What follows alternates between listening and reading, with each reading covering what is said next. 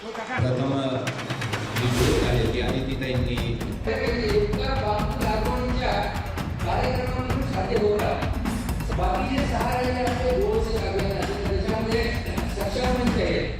ज्या वेळेला आमंत्रणाला विलंब होतो त्यावेळेला आम्ही दोघंही नसतो, पण साधारणपणे मला वाटतं हा तिसरा का चौथा कार्यक्रम असेल आणि पालकमंत्री पद आहे त्यावेळेला आमचे तिन्ही नेते त्या संदर्भात निर्णय घेतील। पण जिल्ह्याचा जिथं विषय येईल, जिल्ह्याला जिथं आमची दोघांची ज्या वेळेला गरज असेल त्यावेळेला आम्ही तितक्याच इच्छाशक्तीने आणि ताकदीने असणार आहे जिल्ह्यासाठी।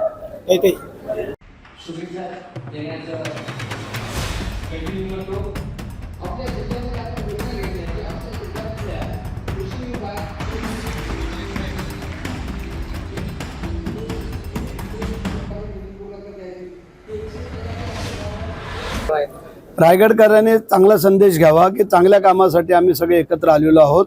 आमचे सर्व अधिकारी, जिल्हाधिकारी असतील, शिव असतील, आमच्या पोलीस अधीक्षक असतील, आमचे डेप्युटी शिव सगळेच। आणि हा जो विषय आहे हा संपूर्ण रायगड जिल्ह्याच्या 15 तालुक्यातल्या ग्रामपंचायतींचा संबंधित आहे की जेणेकरून ह्यामधले जर कुठल्या तालुक्यातल्या ग्रामपंचायती अग्रेसिव्ह झाल्या तर त्यांना चांगलं पारितोषिक मिळेल, त्यांचं नाव होईल।